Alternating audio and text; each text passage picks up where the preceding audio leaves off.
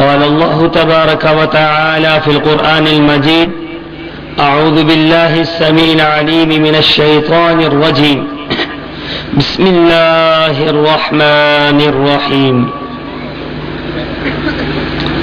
وما آتاكم الرسول فخذوه وما نهاكم عنه فانتهوا.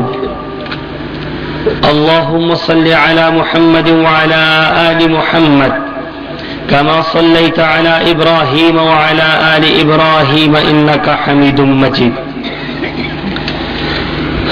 اللهم بارك على محمد وعلى آل محمد كما باركت على إبراهيم وعلى آل إبراهيم إنك حميد مجيد. سبحانك لا علم لنا إلا ما علمتنا إنك أنت العليم الحكيم.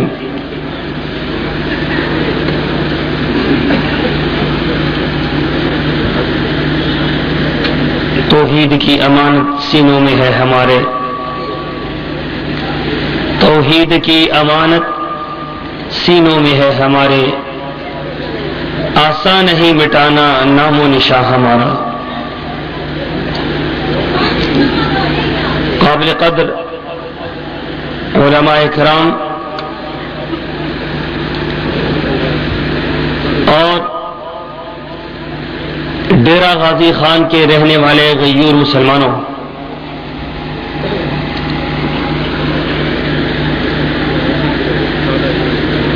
اہل حدیث کے اسٹیج سے ہم آپ سے مخاطب ہیں. یہ اپنی نوعیت کا ایک انوکھا سٹیج ہے کہ جس کے مائک پر آنے والا ہر عالم دین ایک انوکھے انداز سے لوگوں کو قرآن اور حدیث کی دعوت دیتا ہے.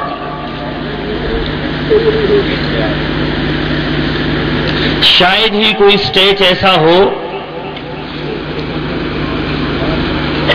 کہ جس سٹیج کے اوپر ہر مکتبہ فکر سے آیا ہوا، ہر مکتبہ فکر سے اہل حدیث ہوا عالم دین بیان کر رہا ہو. یہ واحد اہل حدیث کا سٹیج ہے. آپ کو اس مائک کے اوپر شیعہ سے اہل حدیث ہوا آپ کو ملے گا، بریلویوں سے اہل حدیث مسلک قبول کیا ہوا عالم دین آپ کو ملے گا، دیوبندیوں سے اہل حدیث مسلک قبول کیا ہوا عالم دین آپ کو ملے گا. اور یہ بات اس چیز کی علامت ہے کہ کائنات کے اندر اگر کوئی سچا مسلک ہے تو وہ صرف اہل حدیث کا مسلک ہے.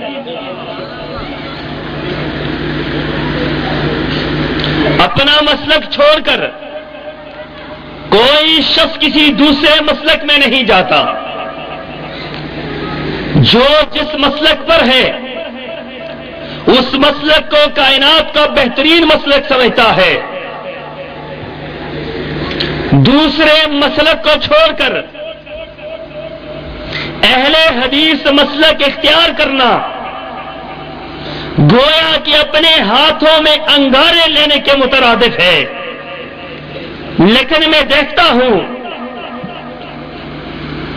پاکستان کے کونے کونے میں بلکہ پوری دنیا کے اندر آپ کو ہر جگہ ایسے علماء کی بڑی جماعت میسر ہوگی جو اہل حدیث ہوئے ہیں. کوئی شیعہ سے اہل حدیث ہوا، کوئی بریلویوں سے اہل حدیث ہوا، کوئی دیوبندیوں سے اہل حدیث ہوا، کوئی کہاں سے اہل حدیث ہوا، کوئی کہاں سے اہل حدیث ہوا. اور یہ بات اس بات کی علامت ہے کہ کائنات کا ہر شخص چاہے وہ کسی مسلک میں ہو وہ مسلک اہل حدیث کو حق کا مسلک سمجھتا ہے. کوئی مانے نہ مانے، کوئی اقرار کرے نہ کرے، کوئی اس بات کو تسلیم کرے نہ کرے، لیکن لوگ اپنی محفلوں کے اندر اس بات کا اقرار کرتے ہیں کہ ہم ان کو مانیں یا نہ مانیں، لیکن ہے یہ حق پر۔ الحمدللہ حق پر کیسے نہ ہو؟ آپ ان کی دعوت تو دیکھیں، اور میں تمہید کے طور پر یہ بات عرض کر دوں کہ یہاں سے جو بات بیان ہوگی وہ کتاب و سنت کی روشنی میں بیان ہوگی۔ ہم یہاں کسی کو تنگ کرنے نہیں آئے، ہم یہاں اختلاف اور اختلاف ڈالنے نہیں آئے، ہم یہاں کسی کو تان و تشریح کا نشانہ بنانے نہیں آئے۔ ہم اس نبی کے ماننے والے ہیں جو نبی اغیار کی گالیاں سن کر بھی دعاؤں کے لیے ہاتھ بلند کر دیا کرتا تھا۔ ہم کسی کو کچھ نہیں کہیں گے، لیکن یہ اختیار آپ کو حاصل ہے۔ ہماری کوئی بات کتاب و سنت کے مخالف نظر آئے، آپ اس کی اصلاح کر سکتے ہیں۔ ہم اللہ کے فضل سے جس اسٹیج سے جو بات بیان کریں گے، اگر وہ کتاب و سنت کے مخالف ہو، اسی اسٹیج سے ہم رجوع کرنے کا حق رکھتے ہیں۔ اللہ کے فضل سے اسی اسٹیج سے رجوع کریں گے۔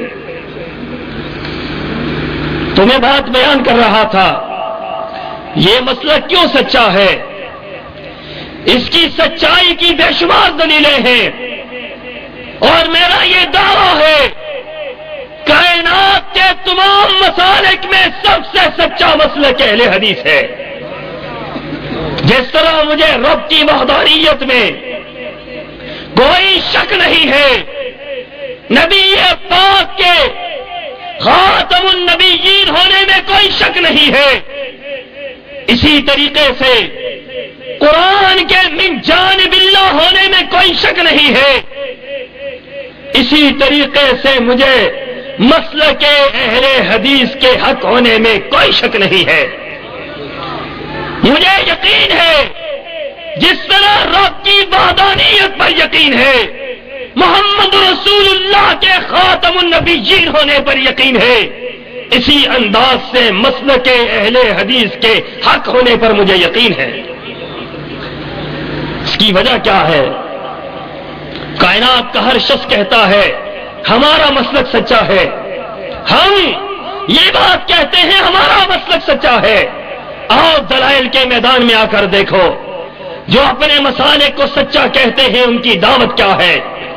جو کہتے ہیں ہمارا مسلک سچا ہے، کوئی کسی امام کی دعوت دیتا ہے، کوئی کسی فقہ کی دعوت دیتا ہے، کوئی کسی اجتہاد کی دعوت دیتا ہے، کوئی کسی امام کی دعوت دیتا ہے، کوئی کسی بزرگ کی دعوت دیتا ہے، کوئی کسی پیر کی دعوت دیتا ہے، کوئی کسی علاقے کی دعوت دیتا ہے، کوئی کسی بستی کی دعوت دیتا ہے۔ اپنے آپ کو لوگ حق پر بھی کہتے ہیں، لیکن کتاب و سنت سے ہٹ کر دعوت بھی دیتے ہیں۔ آؤ مسئلہ کے اہل حدیث، ہم کہتے ہیں ہم حق پر ہیں، اس کی بنیادی وجہ یہ ہے ہم صرف لوگوں کے سامنے رب کا قرآن رکھتے ہیں، محمد رسول اللہ کی حدیث رکھتے ہیں، اور کوئی چیز ہم نہیں رکھتے۔ ہم یہ بات کہتے ہیں قرآن اور حدیث کے علاوہ کوئی تیسری چیز حق ہو سکتی نہیں ہو سکتی۔ کیا وجہ ہے؟ اتنی دنیا جو اماموں کو مانتی ہے ان کا کیا بنے گا؟ جو اماموں کی اجتہادات کو مانتے ہیں ان کا کیا بنے گا؟ لوگ کہتے ہیں، مجھے کئی لوگوں نے کہا شاہ جی اگر آپ یہ بات کہتے ہیں کہ فقہ پر چلنے والے غلط ہیں تو یہ بتلائیں اتنے لوگوں کے ایمان کا کیا بنے گا؟ میں نے کہا اگر تم فقہ کو ماننا فرض قرار دیتے ہو، ضروری قرار دیتے ہو، تمہیں لوگوں کے ایمان کا خدشہ ہے۔ ارے مجھے یہ بتلاؤ کہ جن لوگوں نے فقہ کو نہیں مانا، جن کے بارے میں اللہ نے کہا رضی اللہ عنہم ورضوا عنہ، اللہ ان سے راضی ہوا، یہ اللہ سے راضی ہوئے۔ اولئک هم المؤمنون حقا، یہ سچے مومن ہیں۔ اولئک حزب اللہ، یہ اللہ کی جماعت ہے۔ فإن آمنوا بمثل ما آمنتم به فقد اهتدوا، ان جیسا ایمان لاؤ ہدایت پا جاؤ گے۔ ارے تمہیں اپنے لوگوں کے ایمان کا ڈر ہے، تم فقہ کا انکار نہیں کرتے ہو، مجھے بتلاؤ اگر ہم فقہ کا اقرار کرتے ہیں تو صحابہ کا ایمان پھر ہمیں ادھورا نظر آتا ہے۔ صحابہ جو فقہ پر ایمان نہیں رکھتے تھے، جو اس فقہ کو تسلیم نہیں کرتے تھے، جو ان چاروں مسالک کو تسلیم نہیں کرتے تھے، جن کے زمانے میں یہ امام نہیں تھے، جن کے زمانے میں یہ فقہ نہیں مدون ہوئی تھی، جن کے زمانے میں یہ اجتہادات نہیں ہوئے تھے، ان صحابہ نے ان کو نہیں مانا۔ مجھے یہ بتلاؤ وہ صحابہ حق پر تھے یا نہیں تھے؟ صحابہ حق پر تھے۔ بنیادی وجہ کیا تھی؟ وہ کس کو مانتے تھے؟ ڈیرہ کے رہنے والوں وہ کس کو مانتے تھے؟ بلند آواز سے کہو۔ قرآن اور حدیث کو مانتے تھے۔ ارے جب قرآن اور حدیث کو مان کر صحابہ جنت میں جا سکتے ہیں، قرآن اور حدیث کو مان کر تابعین جنت میں جا سکتے ہیں، قرآن اور حدیث پر چل کر تبع تابعین جنت میں جا سکتے ہیں، قرآن اور حدیث پر چل کر ائمہ اکرام جنت میں جا سکتے ہیں، تو مجھے یہ بات کہنی پڑے گی، اہل انصاف کے سامنے رکھنی پڑے گی، اسی کتاب و سنت پر چل کر اہل حدیث جنت میں کیوں نہیں جا سکتے؟ تکبیر! مسلک اہل حدیث، مسلک اہل حدیث۔ لوگ یہ بات کہتے ہیں فقہ کے بغیر گزارا نہیں ہے۔ حضرت مولانا سیف اللہ صاحب نے بڑے پیارے انداز سے باتیں سمجھائی ہیں۔ الحمدللہ ہمیں فخر ہے ایسے لوگوں پر، ہمیں ایسے لوگوں پر فخر ہے۔ لیکن یہاں یہ بات کہنا چاہوں گا، لوگوں جو یہ بات کہتے ہیں فقہ کے بغیر گزارا نہیں ہے، فقہ کے بغیر نماز مکمل نہیں، فقہ کے بغیر روزہ مکمل نہیں، فقہ کے بغیر زکوٰۃ مکمل نہیں، فقہ کے بغیر حج مکمل نہیں، تو مجھے بتلاؤ جب فقہ نہیں تھی ان لوگوں کی یہ چیزیں مکمل ہوئی ہیں یا نہیں ہوئی ہیں؟ یہ تو ابھی بنی ہے، 400 سال بعد بنی۔ 400 سال پہلے جنہیں نبی نے کہا خیر القرون قرنی ثم الذین یلونہم ثم الذین یلونہم، بہترین زمانوں میں حضرت آدم سے لے کر قیامت تک بہترین زمانہ میرا زمانہ ہے، پھر صحابہ کا زمانہ بہترین زمانہ ہے، پھر تابعین کا زمانہ بہترین زمانہ ہے۔ جسے نبی بہترین زمانے کہے وہ زمانے قرآن اور حدیث کے زمانے ہیں، جسے نبی بہترین زمانے کہے وہ صحابہ کا زمانہ ہے، جسے نبی بہترین زمانہ کہے وہ تابعین کا زمانہ ہے، جسے نبی بہترین زمانہ کہے وہ تبع تابعین کا زمانہ ہے۔ مجھے یہ بات کہنی پڑے گی جن زمانوں کو نبی بہترین زمانہ کہے وہ اہل حدیث کا زمانہ ہے۔ اس زمانے کے اندر کوئی اور فرقہ موجود نہیں تھا۔ آؤ ایک بات بڑے غور سے سننے کے لائق ہے، ایک بات پر فیصلہ ہو جاتا ہے کون حق پر ہے کون باطل پر ہے، ایک ہی بات پر۔ جو نبی کے زمانے میں تھا وہ حق پر ہے، جو نبی کے زمانے میں نہیں تھا وہ حق پر ہو سکتا نہیں ہو سکتا ہے۔ اب آؤ نبی کے زمانے میں کون تھا؟ کوئی دنیا کا شخص حنفی العقیدہ ہو کر یہ دعویٰ نہیں کر سکتا میں نبی کے زمانے میں موجود تھا، میرا مسلک نبی کے زمانے میں موجود تھا۔ کوئی شافعی یہ نہیں کہہ سکتا، کوئی حنبلی یہ نہیں کہہ سکتا، کوئی مالکی یہ نہیں کہہ سکتا، کوئی دنیا کا مذہب والا دیوبندی بریلوی یہ نہیں کہہ سکتا کہ ہم نبی کے زمانہ سے موجود ہیں۔ لیکن میں یہاں پر اعلان کرتا ہوں، میں یہاں پر یہ واضح کر دینا چاہتا ہوں، میں یہاں پر دعویٰ کرتا ہوں، میں دعوے پر دلیل پیش کرتا ہوں، اللہ کے فضل سے نبی کے زمانے سے ہم چلے ہیں، بغیر تعطل کے آج تک موجود ہے، اور قیامت کی دیواروں تک انشاءاللہ ہم موجود رہیں گے۔ دنیا کا کوئی مسلک یہ دعویٰ نہیں کر سکتا۔ پوچھو ان سے کب بنے ہو؟ کوئی کہتا ہے 200 سال بعد آئے، 80 سال بعد تو امام پیدا ہوئے۔ ظاہر بات ہے امام پہلے ہوگا، اس کا اجتہاد بعد میں ہوگا۔ 80 سال بعد تو امام آتا ہے، اس کا مطلب یہ ہے کہ امام کے بعد پھر اس کا اجتہاد ہوا ہے، پھر اس کا مذہب مدون ہوا ہے، پھر اس کے ماننے والے آئے ہیں۔ مجھے یہ بتلاؤ، امام ابو حنیفہ 80 ہجری میں پیدا ہوتے ہیں، امام شافعی 150 ہجری میں پیدا ہوتے ہیں، امام مالک 136 ہجری میں پیدا ہوتے ہیں، امام احمد بن حنبل بھی اسی صدی میں پیدا ہوتے ہیں۔ مجھے یہ بتلاؤ، جب یہ ائمہ دنیا کے اندر نہیں تھے، لوگ قرآن اور حدیث کو مانتے تھے، وہ لوگ حق پر تھے یا نہیں تھے؟ سوچنے کی بات یہ ہے۔ اب اگر کوئی بندہ یہ کہتا ہے کہ حنفی ہونا ضروری ہے، جنت میں جانے کے لیے اماموں کی تقلید ضروری ہے، تو میں یہ بات کہوں گا پھر صحابہ جنت میں گئے؟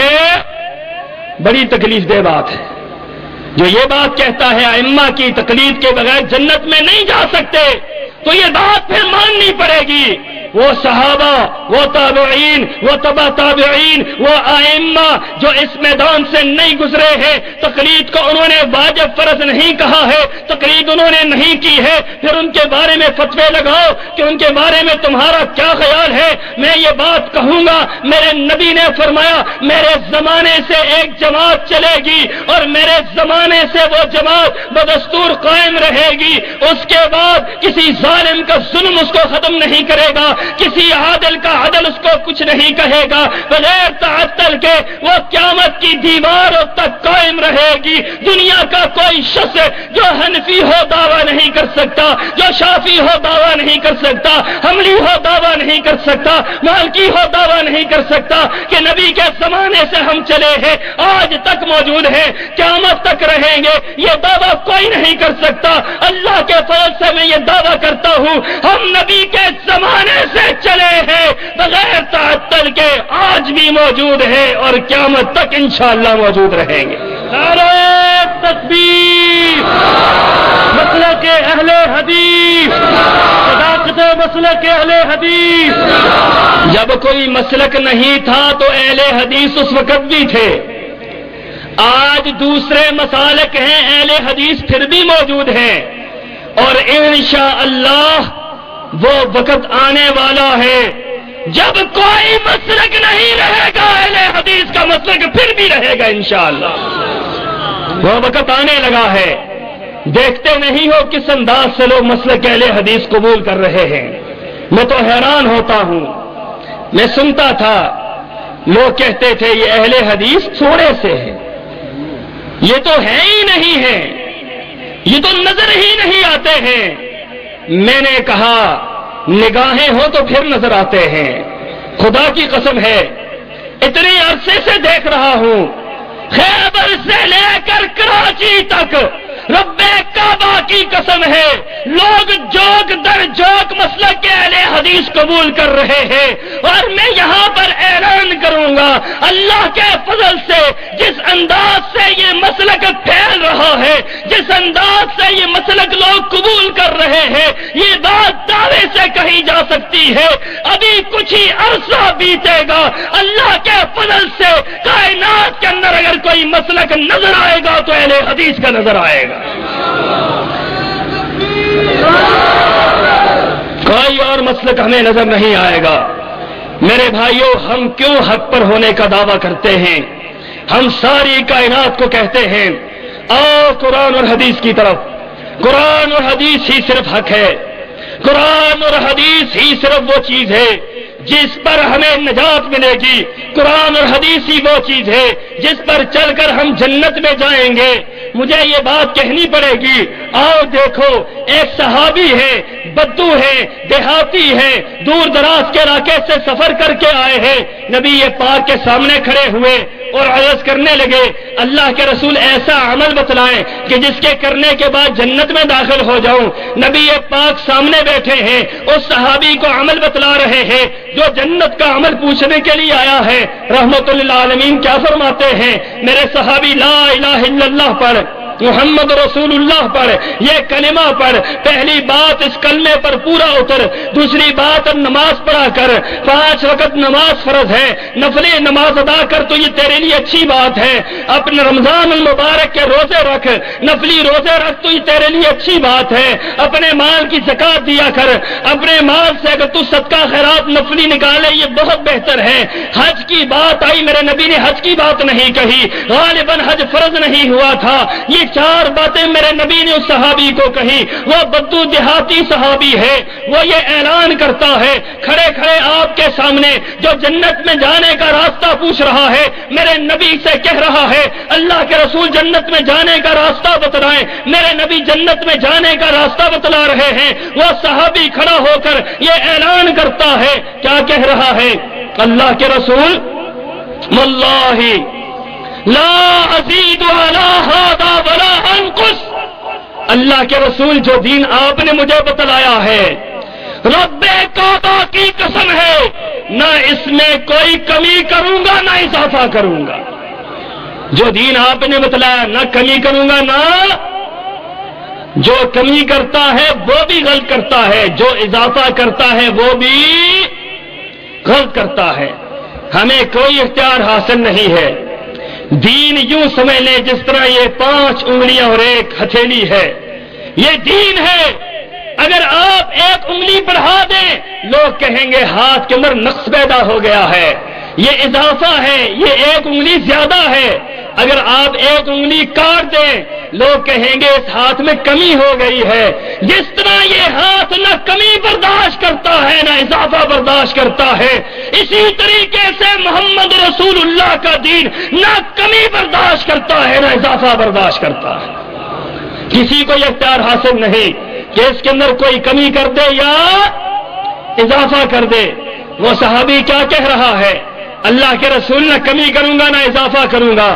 نبی پاک نے کیا فرمایا، یہ کہہ کر وہ دیوانہ چلا گیا، لوٹ گیا. نبی پاک نے صحابہ سے پوچھا، میرے صحابہ جنتی کو دیکھنا چاہتے ہو؟ کہا ہاں اللہ کے رسول. صحابہ جنتی کو دیکھنے کے لیے ترسا کرتے تھے. کہا ہاں اللہ کے رسول دیکھنا چاہتے ہیں، کون ہم میں جنتی ہے؟ نبی نے اشارے سے ہاتھ اٹھا کر اس صحابی کی طرف اشارہ کیا، فرمایا جو دنیا میں جنتی کو دیکھنا چاہتا ہے اس صحابی کو دیکھے، یہ دنیا میں جنتی جا رہا ہے. سوچنے کی بات یہ ہے اس صحابی نے کس فقہ پر عمل کیا تھا، اس صحابی نے کس امام کی تقلید کو مانا تھا، اس صحابی نے کس امام کی اقتدا کی تھی. اس صحابی نے اس امام کی اقتدا کی جو اہل حدیث کا امام ہے. تو میرے نبی نے ارشاد فرمایا لوگوں کل قیامت کے دن ہم کا جھنڈا ایک جھنڈا ہوگا اور وہ ہم کا جھنڈا میرے ہاتھ میں ہوگا اور ساری کائنات کے لوگ میرے جھنڈے کے نیچے ہوں گے اور مجھے اس بات میں کوئی فخر نہیں ہے. کوئی دنیا کا شخص یہ بات نہیں کہہ سکتا کہ ہمارے امام کا جھنڈا ہوگا. کوئی حنفی یہ نہیں کہہ سکتا ہمارے امام کا جھنڈا ہوگا. کوئی شافی نہیں کہہ سکتا ہمارے امام کا جھنڈا ہوگا. کوئی حنبلی نہیں کہہ سکتا ہمارے امام کا جھنڈا ہوگا. اہل حدیثوں خوش ہو جاؤ، ہم یہ اعلان کرتے ہیں کل میدان محشر کے اندر اگر کوئی جھنڈا نظر آئے گا اہل حدیث کے امام کا نظر آئے گا، کسی اور کا جھنڈا وہاں پر موجود نہیں ہوگا. اور رسول اللہ صلی اللہ علیہ وسلم جو ہمارے امام ہیں ان کے بارے میں اللہ نے کیا فضیلت اتاری ہے. نبی محترم نے فرمایا 2 فرشتے اترے، 2 فرشتوں نے ترازو قائم کیا. اس ترازو کے اندر ایک پلڑے میں مجھے رکھ دیا، ایک پلڑے کے اندر ایک شخص کو رکھ دیا. ترازو اٹھایا گیا، میرا پلڑا بھاری ہے، دوسری طرف 2 کو رکھا گیا، ترازو اٹھایا گیا، میرا پلڑا بھاری ہے، دوسری طرف 10 کو رکھا گیا، ترازو اٹھایا گیا، میرا پلڑا بھاری ہے، دوسری طرف 100 کو رکھا گیا، ترازو اٹھایا گیا، میرا پلڑا بھاری ہے، دوسری طرف 1000 کو رکھا گیا، ترازو اٹھایا گیا، میرا پلڑا بھاری ہے۔ رسول اللہ صلی اللہ علیہ وسلم فرماتے ہیں دوسرا فرشتہ جو یہ منظر دیکھ رہا ہے پوچھنے لگا تو کیا کرنا چاہتا ہے؟ اس نے کہا میں اس کا وزن کرنا چاہتا ہوں۔ اس کا وزن کتنا زیادہ ہے؟ کہا اس کا وزن کرنا چاہتا ہے۔ کہا ہاں اس کا وزن۔ کہا ایک ترازو میں ساری کائنات کو رکھ دے، ساری کائنات کے علماء کو رکھ دے، اتقیاء کو رکھ دے، اصفیاء کو رکھ دے، علماء کو رکھ دے، ائمہ دین کو رکھ دے، متقی لوگوں کو رکھ دے، ساری کائنات کے گناہگاروں کو، نیکوکاروں کو رکھ دے، ایک پلڑے کے اندر ساری کائنات کے انبیاء بھی ہو، علماء بھی ہو، صلحاء بھی ہو، امام بھی ہو، دوسرے پلڑے میں محمد رسول اللہ ہو۔ جب تم وزن کرو گے محمد رسول اللہ کا پلڑا پھر بھی بھاری نظر آئے۔ سوچنے کی بات یہ ہے کون آپ جیسا ہو سکتا ہے؟ کون آپ جیسا ہو سکتا ہے؟ کون آپ جیسا بن سکتا ہے؟ کائنات کے اندر بات اس خدا بزرگ تو ہی قصہ مختصر، اللہ کے بعد اگر کوئی عظیم ہستی ہے تو محمد رسول اللہ کی ہستی۔ آپ کے علاوہ نہ کوئی مقتدا ہے، نہ کوئی رہبر ہے، نہ کوئی رہنما ہے۔ آپ کے علاوہ دین کا امام کوئی نہیں، آپ کے علاوہ دین کا مقتدا کوئی نہیں۔ آپ کائنات کے اندر وہ شخصیت ہے جن کے آ جانے کے بعد سابقہ سارے دین منسوخ ہو گئے۔ نبی محترم دنیا میں تشریف لائے، یہ بات بڑے غور سے سننے کی ہے۔ نبی پاک دنیا میں تشریف لائے، آپ کے آنے کے بعد حضرت عیسیٰ کی رسالت نہیں چلے گی، حضرت عیسیٰ کی رسالت، حضرت موسیٰ کی نبوت نہیں چلے گی، حضرت داؤد کی نبوت نہیں چلے گی۔ آپ کے آنے کے بعد حضرت عیسیٰ کی رسالت نہیں چل سکتی، آپ کے آنے کے بعد حضرت موسیٰ کی رسالت نہیں چل سکتی، آپ کے آنے کے بعد حضرت نوح کی رسالت نہیں چل سکتی، آپ کے آنے کے بعد حضرت داؤد سلیمان کی نبوت نہیں چل سکتی، آپ کے آنے کے بعد حضرت نوح کی نبوت نہیں چل سکتی۔ جب آپ کے آنے کے بعد کسی نبی کی نبوت نہیں چل سکتی ہے تو مجھے یہ بات بتلاؤ جب نبی کی نبوت نہیں چل سکتی امام کی امامت کیسے چل سکتی ہے؟ جب کسی نبی کی نبوت نہیں چلتی تو امام کی امامت چل سکتی ہے؟ نہیں چل سکتی ہے۔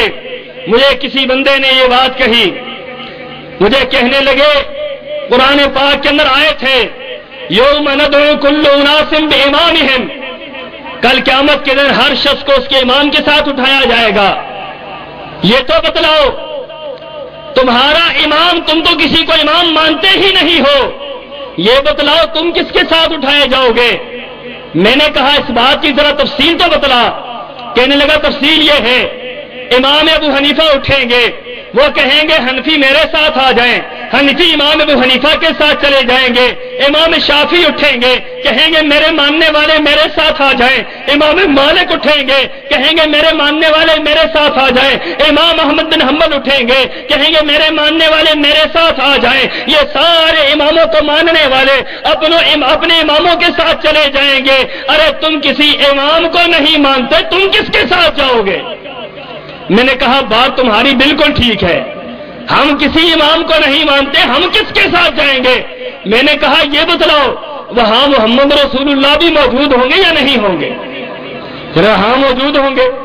میں نے کہا فیصلہ تو تم نے خود کر لیا ہے، شافی امام شافی کے ساتھ چلے گئے، مالکی امام مالک کے ساتھ چلے گئے، حنبلی امام احمد بن حنبل کے ساتھ چلے گئے، حنفی امام ابو حنیفہ کے ساتھ چلے گئے۔ رسول اللہ بھی کھڑے ہوں گے، ادھر سے اہل حدیث کھڑے ہوں گے، رسول اللہ یہ اعلان کریں گے وہ اہل حدیث و دنیا میں تم نے میرے علاوہ کسی کو امام نہیں مانا ہے، آؤ آج میرے دامن رحمت سے لپٹ کر جنت میں داخل ہو جاؤ۔ تکبیر، نعرہ تکبیر، کیا کرو رہنما مصطفیٰ مصطفیٰ، کیا کرو رہنما، کیا کرو رہنما، کیا کرو رہنما۔ سوچنے کی بات یہ ہے میرے بھائیو، اللہ کے رسول صلی اللہ علیہ وسلم جب دنیا میں آ گئے، آپ کی کتاب آ گئی، آپ کی حدیث آ گئی، اس کے علاوہ سارے دروازوں کو بند کر دیا گیا۔ یہ حضرت عمر رضی اللہ تعالی عنہ ہیں۔ حضرت عمر تورات کا ٹکڑا پڑھ رہے ہیں۔ تورات وہ کتاب ہے جو آسمانوں سے نازل ہوئی ہے، اولو العزم پیغمبر پر اتری ہے، لیکن نبی پاک کے سامنے پڑھی جا رہی ہے۔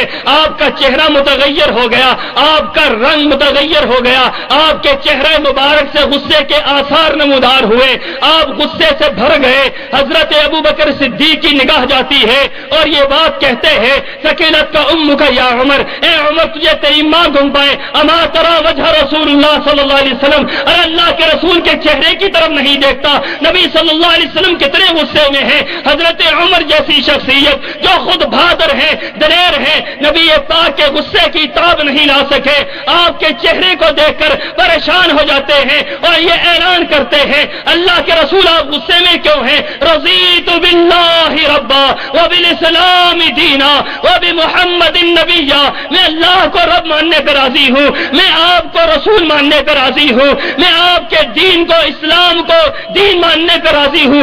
اللہ کے رسول آپ غصہ میں کیوں ہیں؟ میرے نبی نے فرمایا، میرے نبی یہ اعلان کر رہے ہیں اے عمر میری کتاب کے ہوتے ہوئے تم تورات کو پڑھ رہے ہو، میرے قرآن کے ہوتے ہوئے تم تورات کی تلاوت کر رہے ہو، میرے قرآن کے ہوتے ہوئے تم نے تورات کا ٹکڑا ہاتھ میں اٹھا رکھا ہے، ارے یہ تو تورات ہے، اگر آج میرے ہوتے ہوئے موسیٰ بھی زندہ ہو کر آ جائے تم مجھے چھوڑ کر موسیٰ کی پیروی کرو تو سیدھی راہ سے بھٹک جاؤ گے۔ نبی کیا اعلان کر رہے ہیں؟ اگر نبی کی نبوت آ جانے کے بعد، امام الانبیاء کی نبوت آ جانے کے بعد حضرت عیسیٰ کی پیروی گمراہی ہے، حضرت موسیٰ کی پیروی گمراہی ہے، حضرت داؤد کی پیروی گمراہی ہے، تو رب کعبہ کی قسم ہے یہ بات کہنی پڑے گی اگر نبی محترم کے آنے کے بعد کسی نبی کی اتباع گمراہی ہے تو خدا کی قسم ہے اماموں کی اتباع اس سے ڈبل گمراہی ہے۔ جب نبیوں کی بات نہیں مانی جا سکتی تو کسی امام کی بات مانی جا سکتی ہے؟ کسی امام کی بات مانی جا سکتی؟ آج کوئی محبت میں آ کر یہ بات کہے میں حضرت عیسیٰ کو مانتا ہوں لہذا میں عیسائی ہوں، آپ کیا کہیں گے اس کو؟ آپ کہیں گے یہ اسلام سے نکل گیا۔ کوئی یہ کہے کہ میں حضرت موسیٰ کو مان کر موسوی ہوں، لوگ کہیں گے یہ بھی گیا۔ کوئی کہے میں یہودا نبی کو مانتے ہوئے یہودی ہوں، آپ کہیں گے یہ بھی چلا گیا۔ جب میرے نبی کے آنے کے بعد کسی نبی کی نسبت جائز نہیں ہو سکتی ہے تو یہ بات کہنی پڑے گی کسی امتی کی نسبت جائز ہو سکتی نہیں ہو سکتی۔ خدا کی قسم ہے، آؤ دیکھو مسلک اہل حدیث میں آنے کے لیے اللہ نے کیسے عجیب انداز لوگوں کو بتلا دیے ہیں۔ میں اہل حدیث ہوا تو ایک عجیب سلسلہ پیدا بھی اللہ نے کر دیا، جس کو اللہ راہ ہدایت پر لے کر آتا ہے اللہ اسباب پیدا کر دیتا ہے اور عجیب اسباب پیدا ہوتے ہیں۔ کراچی سے فارغ ہوا، مظفر آباد میں چلا گیا، مولانا یونس اسری صاحب وہاں پر موجود ہے، LD سال میں دین ہے، اللہ ان کی مغفرت فرمائے، فوت ہو گئے ہیں پچھلے دنوں۔ مولانا ایک متبحر عالم دین مجھے پوچھنے لگے بتلاؤ حدیث کی کون کون سی کتابیں پڑھی ہیں؟ میں نے کہا صحاح ستہ پڑھی ہے۔ کہا کتنے سالوں میں پڑھی ہے؟ میں نے کہا 1 سال میں پڑھی ہے۔ اب آپ مدارس کا نصاب دیکھ لیں، جائیں، یہ بات کھلی ہے، الزام نہیں ہے، کسی پہ کوئی الزام نہیں ہے، یہ بات آپ دیکھ سکتے ہیں۔ مدارس کے اندر حنفیوں کے مدارس میں 8-7 سال تک، 8 سال کے نصاب میں 7 سال تک فقہ کو پڑھایا جاتا ہے، منطق کو پڑھایا جاتا ہے، فلسفے کو پڑھایا جاتا ہے، علم العروض شاعری کو پڑھایا جاتا ہے، مختلف دیگر چیزیں پڑھائی جاتی ہیں، قرآن کی تفسیر پڑھائی جاتی ہے۔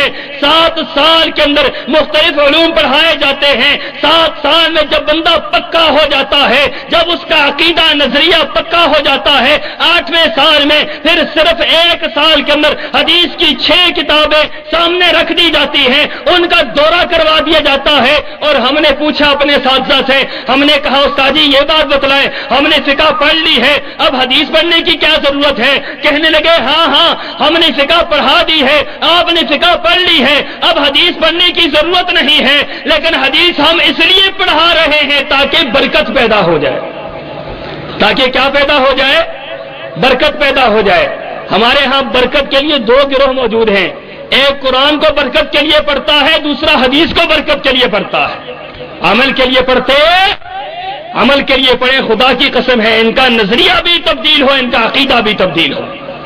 عمل کے لیے نہیں پڑھتے ہیں, اسی لیے قرآن بھی پڑھیں گے شرک بھی کریں گے, قرآن بھی پڑھیں گے لاہور علی حجویری کے دربار پر جا کے سجدے بھی کریں گے, قرآن بھی پڑھیں گے علی حجویری کے دربار پر جا کر پیشانی بھی رگڑیں گے, قرآن بھی پڑھیں گے دولہ شاہ کے دربار پر جا کر نظر و نیاز بھی دیں گے, قرآن بھی پڑھیں گے بڑی امام کے دربار پر جا کر بڑی بڑی کے نعرے بھی لگائیں گے, قرآن پڑھیں گے جھولے لال کے دربار پر جا کر وہاں پر مجرا بھی ڈالیں گے, قرآن بھی پڑھیں گے لاہل شہباز کے دربار پر جا کر وہاں پر چادریں بھی چڑھائیں گے, اس لیے کہ قرآن کو برکت کے لیے پڑھتے ہیں. جو قرآن کو برکت کے لیے نہیں نظریے اور عقیدے کے لیے پڑھتے ہیں, جو حدیث کو برکت کے لیے نہیں نظریے اور عقیدے کے لیے پڑھتے ہیں, رب کعبہ کی قسم ہے وہ اہل حدیث ہو جاتے ہیں.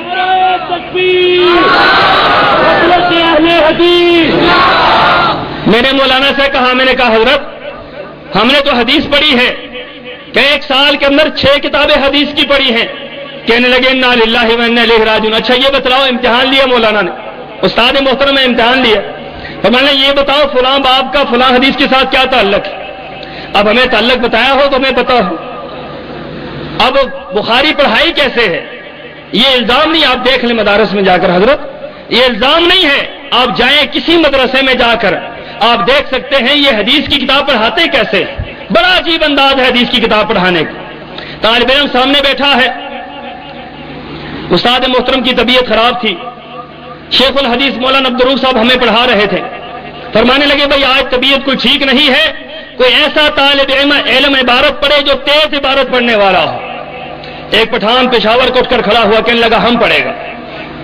آپ کو پتا ہے پشاور کے لوگ ہر کام تیزی کے ساتھ کر جاتے ہیں, ان کی نماز بھی 120 کی سپیڈ پر ہوتی ہے, ہر کام ان کا تیزی میں ہو جاتا ہے. جس طرح گاڑی چلتی ہے اس طرح ان کی نماز چلتی ہے. وہ نماز کو پھیلاتے ہیں, ادھر سے ہیروین بھی بیچیں گے نماز بھی پڑھ رہے ہوں گے, بوڑھی جیب میں ہوگی ساتھ نماز بھی پڑھ رہے ہوں گے, نسوار جیب سے نکال کر نیچے رکھیں گے ساتھ نماز بھی پڑھ رہے ہوں گے. اور وہ نماز ایسی ہے نہ قیام ہے نہ سجود ہے, وہ نماز ایسی ہے جس کے اندر کوئی چیز پوری نہیں ہے. وہ اٹھ کر کھڑا ہوا, کہنے لگا حضرت میں پڑھوں گا. حضرت نے کہا جی تم پڑھو. اب اس نے حدیث کی عبارت پڑھنی شروع کر دی.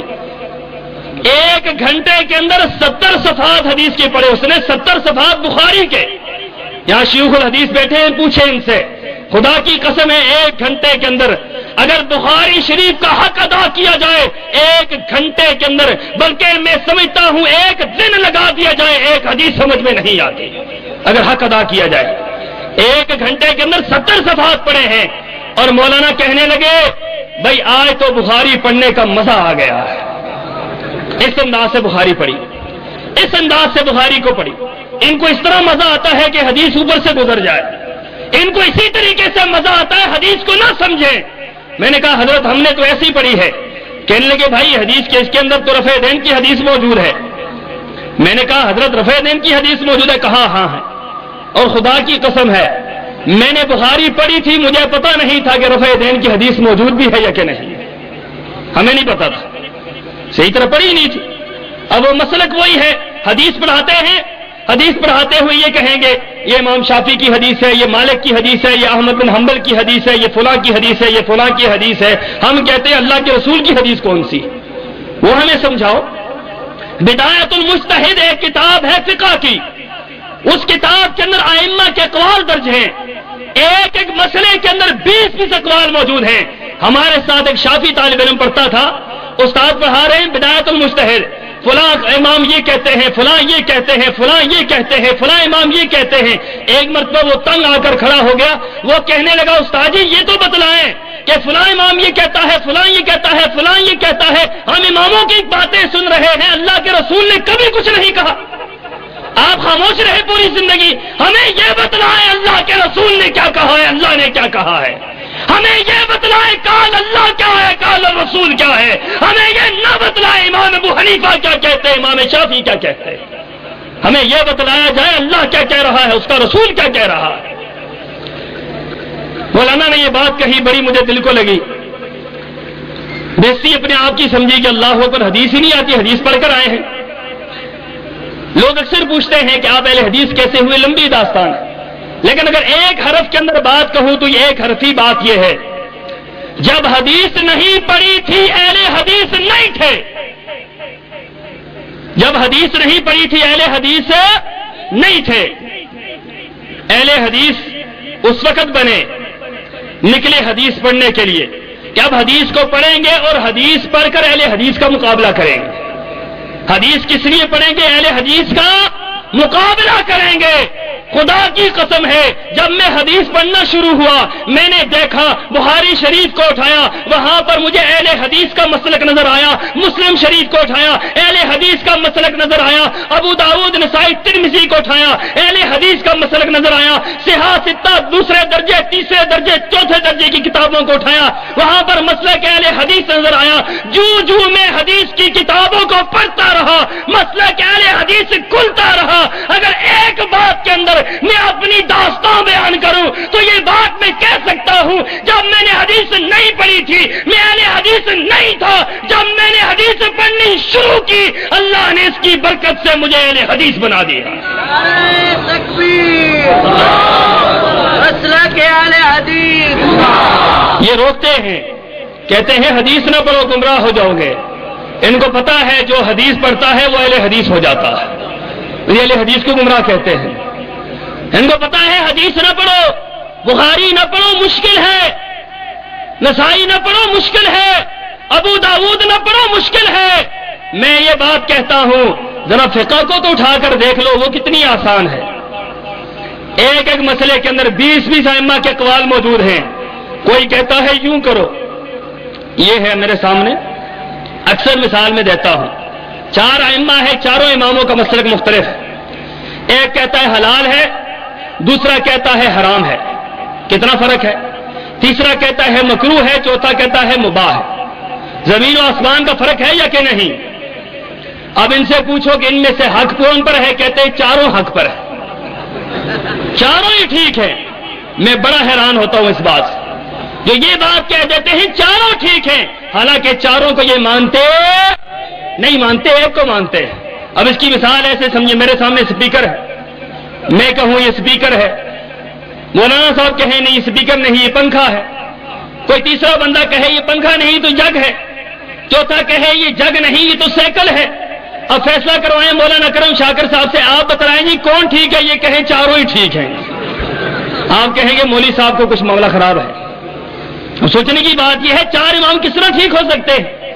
زمین و آسمان کا فرق ہے. صرف ایک نماز کو اٹھا کر دیکھو، تکبیر تحریمہ سے نماز شروع ہوتی ہے اور سلام پر نماز ختم ہوتی ہے. نماز کو اٹھا کر دیکھو، ایک نماز کے مسئلے پر 700 جگہ پر اختلاف نظر آتا ہے. 700 جگہ پر ایک ایک حرف پر اختلاف موجود ہے. اماں کا طہارت میں اختلاف، وضو میں اختلاف، نیت میں اختلاف، سنت میں اختلاف، فرائض میں اختلاف، واجبات میں اختلاف، سورہ فاتحہ میں اختلاف، آمین میں اختلاف، رفع یدین میں اختلاف، تبرک میں اختلاف، بیٹھنے میں اختلاف، کھڑے ہونے میں اختلاف. سارے کے سارے مختلف ہیں، لیکن جب پوچھا جائے کیا ہے کہتے سارے حق پر ہیں. میں حیران ہوا، میں نکل کھڑا ہوا تحقیق کے لیے کہ تحقیق کرنی چاہیے کون حق پر ہے کون نہیں ہے. اور خدا کی قسم ہے میں یہ بات آپ سے کہہ دوں کہ جو شخص نیوٹرل ذہن کر کے صاف ذہن رکھ کر جو تحقیق کے لیے نکلتا ہے، میرا ایمان ہے کہ اس کی منزل اہل حدیث پر آ کر رک جاتی ہے، وہ اہل حدیث بن جاتا ہے. اب میں گیا دیوبندی علماء کے پاس، اپنے خاندان کے بڑے بڑے علماء ہیں ان کے پاس گیا. دیوبندی علماء کے پاس جاتا، ادھر سے اہل حدیث علماء کے پاس آتا، ان کے دلائل لیتا، ادھر آتا، ان کے دلائل لیتا، ادھر جاتا۔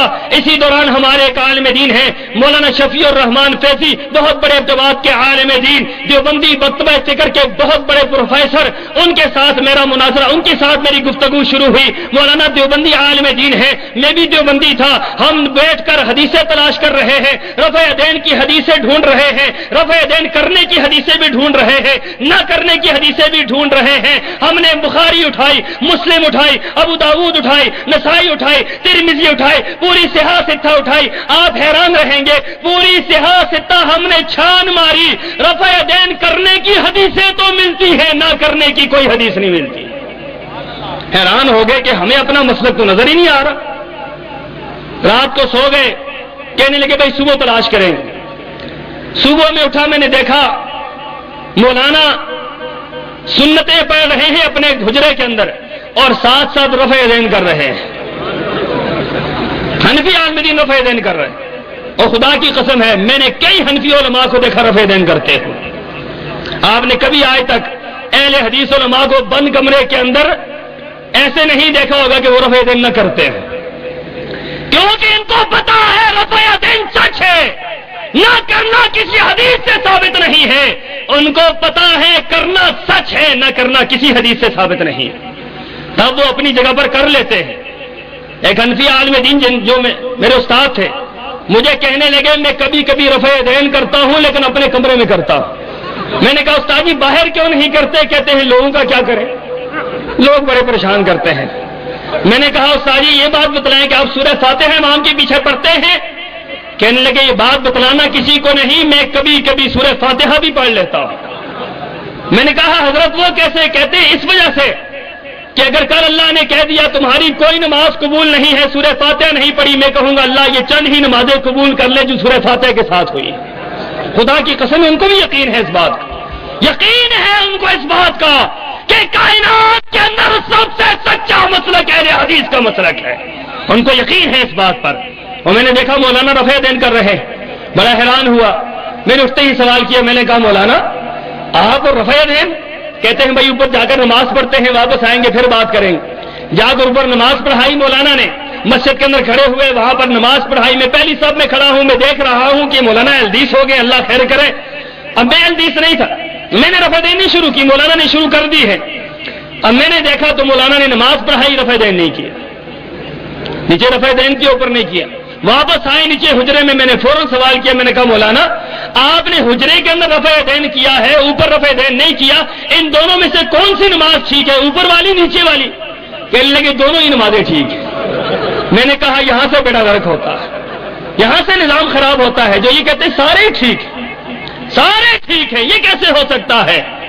دن بھی ٹھیک ہے، رات بھی ٹھیک ہے، صبح بھی ٹھیک ہے، شام بھی ٹھیک ہے، اندھا بھی ٹھیک ہے، بینا بھی ٹھیک ہے، نابینا بھی ٹھیک ہے، لنگڑا بھی ٹھیک ہے، ٹانگوں والا بھی ٹھیک ہے۔ یہ عجیب مسئلہ ہے، سارے ٹھیک ہیں، سارے کیسے ٹھیک ہو سکتے ہیں؟ ٹھیک وہی ہے جو رب کے قرآن کے مطابق ہو، نبی کی حدیث کے مطابق ہو، وہی صحیح ہو سکتا ہے، کوئی اور صحیح ہو سکتا؟ میں نے کہا مولانا یہ کیسی بات ہے، آپ نے کیسی بات کر دی؟ مجھے لگتا ہے کہ آپ اہل حدیث ہو گئے۔ مجھے کہنے لگے بھانجے کل سے یار سچی بات یہ ہے کہ کل سے ہم عدم رفع یدین کی حدیثیں تلاش کر رہے ہیں، پوری صحاح ستہ چھان ماری، عدم رفع یدین کی کوئی حدیث نہیں ملی صحیح۔ ایک حدیث عبداللہ ابن مسعود کی ملتی ہے وہ بھی ضعیف، ایک روایت ملتی ہے وہ بھی ضعیف ہے۔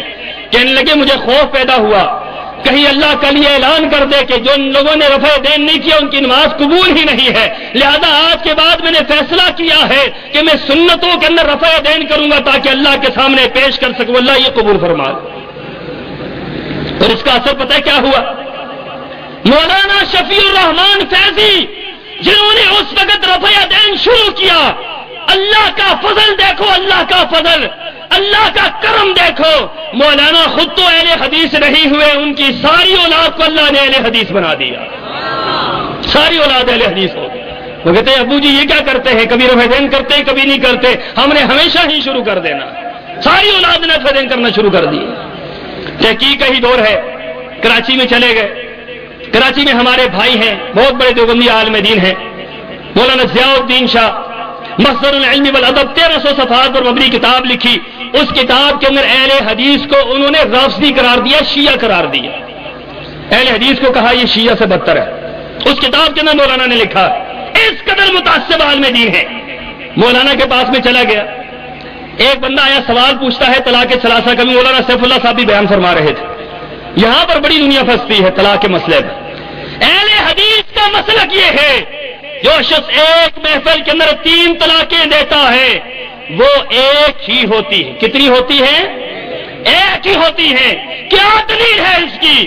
جہاں صحابی فرما رہے ہیں, مسلم شریف کے اندر روایت موجود ہے, عبداللہ ابن عباس فرماتے ہیں کان الطلاق علی عہد رسول اللہ, رسول اللہ کے زمانے میں, حضرت ابوبکر صدیق کے زمانے میں, عمر فاروق کے زمانہ میں 2 سال تک جو شخص 3 طلاقیں دیتا تھا وہ ایک شمار ہوتی تھی. حضرت عبداللہ ابن عباس کہہ رہے ہیں اور اتفاق ہے اس بات پر. اہل حدیث کا یہی مسلک ہے کہ آپ ایک وقت میں ایک طلاق دیں, آپ ایک وقت میں دوسری طلاق دے سکتے, آپ ایک وقت میں ایک دیں, اگر آپ دوسری تیسری چوتھی دیتے ہیں آپ کی ایک تو قبول ہوگی باقی 2 قبول نہیں ہوگی. اس طریقے سے مثال سمجھے, جس طرح نماز کا وقت بھی متعین ہے اس کی تعداد بھی متعین ہے. ظہر کی کتنی رکعتیں ہیں؟ 4. وقت بھی متعین ہے ظہر کا, اس کی تعداد بھی متعین ہے. عصر کی کتنی رکعتیں ہیں؟ 4. اس کا وقت بھی متعین ہے, تعداد بھی متعین ہے. عصر کی مغرب کی کتنی رکعتیں ہیں؟ 3. اس کا وقت بھی متعین ہے, تعداد بھی متعین ہے. کوئی شخص یہ کہہ دے میں ظہر کو, عصر کو, مغرب کو اکٹھا کر کے پڑھتا ہوں, آپ مجھے یہ بتائیں اس کی یہ نمازیں ہو جائیں گی؟ اس کی ایک ظہر کی نماز تو ہوگی, جس کا وقت بھی تھا, جس کی تعداد بھی تھی, وہ تو قبول ہو جائے گی, باقی 2 نمازیں قبول ہیں. اسی طریقے سے جو شخص ایک مرتبہ 3 طلاقیں دیتا ہے اس کی ایک تو قبول ہوگی باقی 2 قبول نہیں ہوں گی. جو حدیث رسول اللہ کے اندر اس کی بے شمار مثالیں موجود ہیں, قرآن پاک کے اندر اس کی بے شمار دلائل موجود ہیں. لیکن میں یہاں پر یہ بات چھیڑنے نہیں آیا, میں تو ایک واقعے کی طرف اشارہ کرنا چاہتا ہوں. مولانا کے پاس بیٹھے ہیں, ان کے پاس ایک بندہ آیا جس نے 3 طلاقیں دی تھی. مولانا سے کہنے لگا مولانا میں نے اپنی بیوی کو 3 طلاقیں دی ہیں, آپ اس مسئلے کا حل بتلائیں. اب آپ کو پتا ہونا چاہیے ہمارے ہاں مختلف مذاہب ہیں, دیوبندی ہیں, بریلوی ہے, اہل حدیث ہے. دیوبندیوں کا اہل حدیث کا مذہب تو میں نے آپ کو بتلا دیا. دیوبندی حضرات کا یہ مسلک ہے کہ جو ایک محفل کے اندر 3 دے وہ تینوں ہی ہو جاتی ہیں, اب کوئی رجوع کی صورت نہیں ہے. بریلوی کہتے ہیں کہ 3 جو یکمشت دے اس کے بعد حلالے کے ذریعے رجوع کیا جا سکتا ہے. یہ بریلوی یہ مشورہ دیتے ہیں, ہم نے اس سے پہلے دیوبندیوں کو یہ مشورہ دیتے ہوئے نہیں سنا تھا. ہماری کتابوں میں بھی یہی ہم نے پڑھا اور یہی چیز ہم نے دیکھی بھی. مولانا کے پاس وہ بندہ ہے, اس نے کہا حضرت بتلائیں. مولانا سے کہا بھی طلاق ہوگی, جاؤ ختم ہو گیا مسئلہ. اس نے کہا نہیں حضرت, خدا را میرا گھر برباد ہو گیا ہے, مجھے آپ اس کا حل بتلائیں. انہوں نے کہا اچھا اس طرح کرو, جاؤ جا کر حلالہ کروا لو. دیوبندی عالم دین حلالے کا مشورہ دے رہا ہے. میں نے روک دیا, میں نے کہا حضرت آپ اس کو حلالہ کا مشورہ دیتے ہیں, یہ حلالہ کروانے جائے. میں نے کہا رسول اللہ کی حدیث ہے, حلالہ کرنے والے کروانے والے پر میرے نبی نے لعنت بھیجی ہے. میں نے کہا حضرت لعنت ہوتی ہے جو حلالہ کرتا ہے کرواتا ہے, ان پر میرے نبی نے لعنت بھیجی ہے. مولانا نے کیا بات کہی, بڑی عجیب بات کہی. حنفی عالم دین نے بڑی عجیب بات کہنے لگے بھائی لعنت تو ہو جائے گی, آپ کی بات ٹھیک ہے لعنت تو ہو جائے گی لیکن بیوی بھی تو حلال ہو جائے گی نا. یہ ایک نیا مذہب نکلا بیوی میں سے. میں حیران ہو گیا مولانا کی اس بات سے. میں نے کہا یہ دیکھو خود نہیں بدلتے قرآن کو بدل دیتے ہیں, خود نہیں بدلتے قرآن کو بدل دیتے. کیسا فقیحانہ انداز ہے ان کا, یہ ان کی فقہ ہے, یہ ان کے ہیلے ہیں, یہ ان کا طریقہ کار ہے, یہ ان کی حدیث رسول اللہ سے محبت ہے. میں نے کہا حضرت مذاق نہ کریں, آپ اس طرح کریں کہ ان کو اہل حدیث کے پاس بھیجے, کم از کم ان کا ایمان تو بچ جائے گا نا, ان کی عزت تو بچ جائے گی. میں اہل حدیث نہیں تھا اس ٹائم, لیکن میں نے کہا حضرت ان کے پاس بھیجیں. کہنے لگے اہل حدیث کے پاس نہیں بھیجنا. میں نے کہا جی کیوں, آپ بریلویوں کے پاس جانے کے لیے بھیجنے کے لیے تیار ہیں, اہل حدیث کے پاس کیوں نہیں بھیجتے؟ کہنے لگے مفتی ولی حسن ٹونکی صاحب جو مفتی اعظم پاکستان تھے, بہت بڑے عالم دین تھے حنفی, ان کے بارے میں کہنے لگے کہ مولانا کے پاس ہم پڑھ رہے تھے تو مولانا نے ہمیں ایک بات کہی, کوئی میرا شاگرد شیعہ ہو جائے دکھ نہیں ہوتا, بریلوی ہو جائے دکھ نہیں ہوتا. کوئی مرزائی ہو جائے دکھ نہیں ہوتا، اہل حدیث ہو جائے بڑا مجھے افسوس ہوتا ہے۔ ہم نے پوچھا حضرت وہ کیوں؟ وہ کیسے؟ کہنے لگے کوئی بریلوی ہو جائے تو وہ کیا کرے گا؟ زیادہ سے زیادہ حلوہ کھانا شروع کر دے۔ ان کا مذہبی کھانا کھلانا ہے، کھاؤ پیو مر جاؤ، بات ختم ہو گئی۔ کوئی جی گیا پھر بھی کھانا، کوئی مر گیا پھر بھی کھانا، اور تو ہے ہی کچھ نہیں اس مذہب کے اندر۔ اس مذہب کی بنیاد، اس مذہب کی ابتدا انتہا کھانے پر ہے، اور کچھ بھی نہیں ہے۔ کھانا اس مذہب سے نکال دو، پیچھے کچھ بھی نہیں بھائی۔ مولانا کہنے لگے کہ یہ بات وہ کھانے کے پیچھے لگ جاتے ہیں۔ اگر میرا کوئی شاگرد شیعہ بن جائے تو مجھے افسوس اس لیے نہیں ہوتا کہ وہ شیعہ پیٹنے بٹانے میں لگ جاتا، پیٹنے بٹانے سے فرصت نہیں ملتی۔ کوئی مرزائی ہو جائے وہ مرزا قادیانی کے ساتھ لگ جاتا ہے، ہمیں کوئی پرواہ نہیں ہوتی۔ لیکن کوئی اہل حدیث بن جائے وہ ہم دیوبندیوں کے پیچھے لگ جاتا ہے، اس لیے بڑا افسوس ہوتا ہے۔ اسے ہم سے فرصت نہیں ملتی، ہر وقت وہ ہمارے پیچھے لگا رہتا ہے۔ میں نے کہا حضرت خدا اس طرح نہ کریں، آپ اس کو اہل حدیث عالم دین کے پاس بھیجیں۔ رب کعبہ کی قسم ہے، مسجد کے اندر ایک کمرہ مختص کیا گیا اور تبلیغی جماعت کے ایک شریف آدمی کو لایا گیا، تبلیغی جماعت کے ایک شریف آدمی کو، اور تعارف یہ کروایا گیا یہ تبلیغی جماعت کا بندہ ہے، بہت شریف آدمی ہے، چلہ بھی لگا ہے، دسواں بھی لگا ہے، اس نے سال بھی لگایا ہے، یہ تمہاری بیوی کا حلالہ نکلوائے گا۔ اب اندازہ لگاؤ تبلیغ جماعت والوں سے کیا کام کروا رہے ہیں۔ یہ بیچارے شریف سادے لوگ بستر اٹھانے والے، ان سے یہ کام کرواتے ہیں۔ اب اس کو جو ہے مسجد کے اندر کمرہ مختص کیا گیا، مسجد کے اندر حلالہ نکلوایا گیا۔ اس مسئلے نے مجھے ہلا کر رکھ دیا، ہلا کر رکھ دیا کہ دیکھو یہ کیسے لوگ ہیں جن کا نظریہ اور ہے، عقیدہ اور ہے، مسئلہ اور ہے، بیان اور ہے، کردار اور ہے، ظاہر اور ہے، باطن اور ہے۔ اپنے مسئلے کے لیے یہ حلال کو حرام کہتے ہیں، حرام کو حلال کہتے ہیں۔ عجیب ان کا سلسلہ ہے۔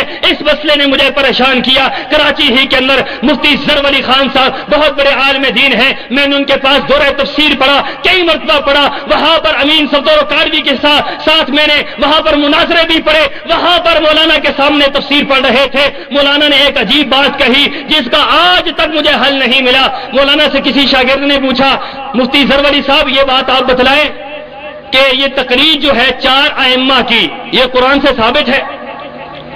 4 ائمہ کی تقریر قرآن سے ثابت ہے؟ انہوں نے کہا ہاں قرآن سے ثابت ہے، میں قرآن سے ثابت کرتا ہوں۔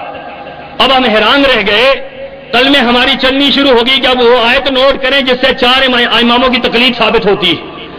انہوں نے کہا نوٹ کرو آیت، قرآن کی آیت انہوں نے پڑھی، اولا لک فاولا ثم اولا لک فاولا، کہنے لگے پہلے اولا سے مراد حنفی، دوسرے سے شافی، تیسرے سے مالکی، چوتھی سے حنبلی، لو 4 اولا لکا ہے۔ چاروں ائمہ کے مذاہب کو میں نے قرآن سے ثابت کر دیا۔ میں اٹھ کر کھڑا ہو گیا۔ مفتی صاحب کے ہاں سوال کی ممانعت تھی، آپ کو پتا ہونا چاہیے، تجربہ کر کے دیکھ لیں، ان حضرات کے ہاں سوال کی اجازت نہیں ہوتی۔ ہمارے ہاں آپ سوال کر سکتے ہیں لیکن ان کے ہاں سوالوں کی اجازت نہیں ہوتی، جو سوال کرے اس کو گستاخی کہتے ہیں۔ میں کھڑا ہو گیا، میں نے کہا حضرت یہ کیا کہتے ہیں؟ بیٹھ جاؤ بیٹھ جاؤ، جو میں نے بیان کر دیا وہی تھا، مجھے سوال نہیں کرنے دیا۔ میں حیران ہو گیا، میں نے کہا یہ دیکھو قرآن کو کس طرح بدلتے ہیں، یحرفون الکلم عن مواضعہ۔ ہم سنتے تھے یہودی اللہ کی آیات کو بدلا کرتے تھے، ہم سنتے تھے عیسائی اللہ کی آیات کو بدلتے تھے، ہم نے آج دیکھا لوگ اپنے آپ کو مسلمان کہتے ہوئے قرآن کی آیات کو بدل رہے ہیں۔ کس طرح قرآن کی آیت کو بدلا ہے، کس طرح قرآن کی آیت کی غلط تعویل کی ہے، غلط تشریح کی ہے، غلط ترجمہ کیا ہے۔ اسی انداز سے ایک اور مسئلہ پیش ہوا، تحقیق کر رہا ہوں، بخاری شریف پڑھ رہے ہیں، بخاری کے اندر حدیث موجود ہے جو شخص اپنے بچے کو اٹھا کر نماز پڑھے اس کی نماز ہو جاتی ہے، اس کی نماز ہو جاتی ہے۔ حضرت ابی امامہ کو اٹھا کر رسول اللہ صلی اللہ علیہ وسلم نے نماز پڑھی، اپنی نوازی کو اٹھا کر نماز ہو جاتی ہے۔ یہ اہل حدیث پر اعتراض کرتے ہیں، یہ حدیث پیش کر کے اہل حدیث پر اعتراض کرتے ہیں لوگ، کہتے ہیں اہل حدیث جب حدیث کو مانتے ہیں تو پھر بچوں کو اٹھا کر نماز پڑھیں۔ اور ان کا عجیب مسلک ہے، فتاوی عالمگیری کے اندر، در مختار کے اندر، رد المختار کے اندر میں نے یہ مسئلہ پڑھا، وہاں پر لکھا ہوا تھا کوئی آدمی اپنے بچے کو اٹھا کر نماز پڑھے اس کی نماز نہیں ہوتی۔ مجھے یہ بتاؤ اللہ کے رسول کی نماز ہوئی ہے یا نہیں ہوئی؟ نبی پاک بچہ اٹھا کر نماز پڑھ رہے ہیں، یہ کہتے ہیں نماز نہیں ہوتی. اور اس سے بڑھ کر ایک اور عجیب مسئلہ یہ، ویسے فقہ عجوبوں سے بھری پڑی ہے، میں اس میدان کو نہیں کھولنا چاہتا، میں صرف وہ واقعات سامنے رکھنا چاہتا ہوں جو مجھے پیش آئے ہیں. وہاں پر یہ مسئلہ ہم نے پڑھا، در مختار کے اندر یہ مسئلہ پڑھا کہ کوئی شخص اگر کتے کے بچے کو اٹھا کر نماز پڑھے تو اس کی نماز ہو جاتی ہے. حیرانگی کی بات، اپنے بچے کو اٹھا کر پڑھو نماز نہیں ہوتی، کتے کے بچے کو اٹھا کر پڑھو نماز ہو جاتی ہے. عجیب محبت ہے کتوں سے، عجیب محبت ہے. اور ساتھ باقاعدہ آداب لکھے ہیں، آداب علماء موجود ہیں، پوچھیں ان سے کہ باقاعدہ کتے کو اٹھانے کے آداب لکھے ہیں.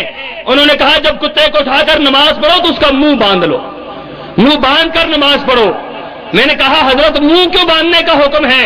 کہنے لگے منہ اس لیے باندھنے کا حکم ہے کہ کتے کو منہ چاٹنے کی عادت ہے، نماز میں کہیں یہی کام نہ شروع کر دے، لہذا منہ اس کا باندھ لو. اب عجیب حیرانگی کی بات، اس مسئلے کو اٹھا کر پھرتے رہے، ائمہ کی شرائط جو انہوں نے بتلائی ہیں اس کو اٹھا کر پھرتے رہے. بے شمار مسائل ایسے تھے جن کو لے کر پھرتے رہے. پھر عقیدے کی بات آتی ہے، عقیدہ جاؤ ان کی کتابوں کے اندر دیکھو، وحدت الوجود کا عقیدہ موجود، وحدت الشہود کا عقیدہ موجود، مردوں کی سماعت کا عقیدہ موجود، مردوں سے استمداد کا عقیدہ موجود، استمداد لغیر اللہ کا عقیدہ موجود، بزرگوں کے مختلف روحوں کے عقیدے موجود. مختلف انداز سے ان کی کتابوں کے اندر شرک کی بھرمار موجود ہے، بدعات کی بھرمار موجود ہے. جب مطالعہ کیا گیا، 4 سال اس مطالعے میں لگا رہا، 4 سال تحقیق کرتا رہا. رب کعبہ کی قسم ہے، کبھی اہل حدیث کے پاس گیا، کبھی دیوبندیوں کے پاس گیا. جب اہل حدیث کے پاس جاتا مسئلے کا حل ملتا، جب دیوبندیوں کے پاس جاتا، احناف کے پاس جاتا، وہاں سے دھکے ملتے. 4 سال کی جدوجہد کے بعد میں اس نظریے پہ پہنچا، کائنات کے اندر اگر کوئی بہترین مسلک ہے تو اہل حدیث کا مسلک ہے. مسئلہ کے حق، مسئلہ کے اہل حدیث، علماء اہل حدیث. اور الحمدللہ مسلک اہل حدیث کو قبول کیا. حضرت شاہ صاحب کے گھرانے میں پہلا فرد تھا. لوگ اعتراض کرتے ہیں، گجرانوالہ میں آئے تو وہاں لوگوں نے پفلٹ شائع کر دیے، یہاں پر آئے تو یہاں لوگ پفلٹ شائع کر دیتے ہیں. میں کہتا ہوں، میں شکریہ ادا کرتا ہوں، میرے دوست کہہ رہے تھے ان کو جواب دیں. بھائی اس کا کیا جواب دیں؟ ایک بندہ گالیاں دیتا ہے، اس کا کیا جواب دیں؟ اس کا یہی جواب ہو سکتا ہے، اس کا یہی جواب ہو سکتا ہے. خدا کی قسم ہے، تکلیف اس بات کی نہیں ہے کہ یہ شاہ صاحب کے خاندان سے ہے یا نہیں ہے، تکلیف اس بات کی ہے کہ یہ اہل حدیث کیوں ہے. صرف اس بات کی تکلیف ہے اور کوئی مسئلہ نہیں ہے. اور یہاں پر یہ بات بھی کہوں کہ اہل حدیث کم اشتہار شائع کرتے ہیں، میرے یہ دوست میرے استقبال کے لیے زیادہ اشتہار شائع کر دیتے ہیں. میلسی کے اندر یہ آپ کے علاقے کے قریب ہے، یہاں پر پچھلے دنوں کا ایک کانفرنس ہوئی تو وہاں پر اہل حدیثوں نے چھوٹا اشتہار چھاپا، انہوں نے بڑا اشتہار چھاپا. اور میں نے ان کا شکریہ ادا کیا کہ جنہوں نے نہیں آنا تھا وہ بھی دیکھنے کے لیے آ گئے، وہ بھی آگے. انہوں نے کہا دیکھ تو لیں ہے بھی یا کہ نہیں. گجرانوالہ کے اندر انہوں نے عبداللہ شاہ مظہر کو بلایا. عبداللہ شاہ مظہر جو ہمارے خاندان کے ایک عالم دین ہیں، جیش محمد کے سربراہ رہے ہیں، کراچی سے بلانگ کرتے ہیں، کراچی میں آج کل رہتے ہیں. وہاں پر ان کو بلایا. ان کے اشتہاروں میں خود دیوبندی حضرات لکھتے ہیں، شاہ صاحب کا نواسا ہے، شاہ صاحب کا پوتا ہے، شاہ صاحب کے خانوادہ سے ہے، شاہ صاحب کا چشم و چراغ ہے، شاہ صاحب کی نسل سے ہے. ان کے اشتہاروں میں جگہ جگہ یہ بات لکھی ہوتی ہے. میرے چچا زاد بھائی ہیں، ان کے بارے میں لکھا ہوتا ہے. گجرانوالہ کے اندر انہوں نے بلایا عبداللہ شاہ مظہر کو کہ عبداللہ شاہ تم یہاں پر انکار کرو کہ عتیق الرحمان شاہ کنور شاہ کے ساتھ کوئی تعلق نہیں ہے. عبداللہ شاہ مظہر کہنے لگا، ایک دن پہلے مجھے ملا، مجھے کہنے لگا میں کیا کہوں. میں نے کہا جو مرضی ہے کہہ دو. کہنے لگا مجھے دیوبندیوں نے کہا ہے کہ انکار کرو. میں نے کہا جاؤ انکار کر دو، میں تمہیں کذاب مشہور کر دوں گا پورے خاندان کے اندر کہ تم جھوٹے ہو. لیکن اس نے کیا کیا؟ اس نے گجرانوالہ کے اندر جا کر اقرار کیا. اس نے کہا وہ بھی شاہ صاحب کے خاندان سے ہے، میں بھی شاہ صاحب کے خاندان سے ہوں. لیکن اس نے ساتھ دیوبندیوں کو ٹالنے کے لیے یہ بات کہہ دی. کہنے لگا کیا ہوا؟ وہ اہل حدیث ہو گیا. ان قارون کان من قوم موسیٰ فبغى علیہ، کہ قارون بھی تو قوم موسیٰ سے تھا، کیا ہوا جو ادھر چلا گیا؟ کوئی ایسا مسئلہ نہیں ہے اس انداز سے کر کے اس نے وہاں پر جان چھڑائی ہے. اللہ کے فضل سے کسی کو کسی کے خاندان سے ہونے کے لیے میں یہ بات کسی دروازے کے اندر نہیں کہہ رہا, کسی کمرے کے اندر بیٹھ کر نہیں کہہ رہا, بڑے مجمع میں کہتا ہوں, پورے پاکستان میں کہتا ہوں, ہر علاقے میں جا کر کہتا ہوں. مجھے اس بات پر کوئی فخر نہیں ہے, میں اس بات کو کبھی استعمال نہیں کرتا, لیکن تکلیف ان لوگوں کی وجہ سے ہوتی ہے جو اس بات کے پیچھے پڑ جاتے ہیں. بھائیو, اللہ کے فضل سے ہمارا تعلق ہے اور الحمدللہ خاندانی اس تعلق کو کوئی ختم نہیں کر سکتا. ساتھ ساتھ یہ خوشخبری سناؤں کہ جب میں اہل حدیث ہوا, حضرت شاہ صاحب کے خاندان میں پہلا اہل حدیث تھا. آج اللہ کے فضل سے شاہ صاحب کے گھرانے کے اندر الحمدللہ سینکڑوں کی تعداد میں لوگ اہل حدیث ہو چکے ہیں الحمدللہ. اور یہاں پر یہ بات بھی میں کہوں, اللہ کے فضل سے وہ وقت دور نہیں ہے جب سارے خاندان کو اللہ اہل حدیث بنا دے گا انشاءاللہ. پوری دنیا کے اوپر اگر کوئی مسلک قائم رہے گا اللہ کے فضل سے اہل حدیث کا رہے گا, کیونکہ اہل حدیث سچ ہے, اہل حدیث حق پر ہے, اہل حدیث صحیح ہے. کائنات کے اندر اگر کوئی گروہ بہترین ہے تو اہل حدیث کا گروہ ہے. یہی بات آپ کے سامنے رکھ رہا ہوں. لوگوں تحقیق کرو, خدا را تحقیق کرو, آؤ تحقیق کے میدان کی طرف, آؤ قرآن اور حدیث کی طرف, آؤ ائمہ کی تقلید کے پٹوں کو گلے سے اتار دو, آؤ ائمہ کی تقلید کو گلوں سے اتار دو, آؤ ائمہ کے معاملات کو اپنے زندگیوں سے نکال دو. بات ماننی ہے تو رسول اللہ کی مانو, عبادت کرنی ہے تو اللہ کی عبادت کرو. اللہ سے دعا ہے اللہ مجھے اور آپ کو عمل کی توفیق عطا فرمائے. وآخر دعوانا ان الحمد للہ رب العالمین.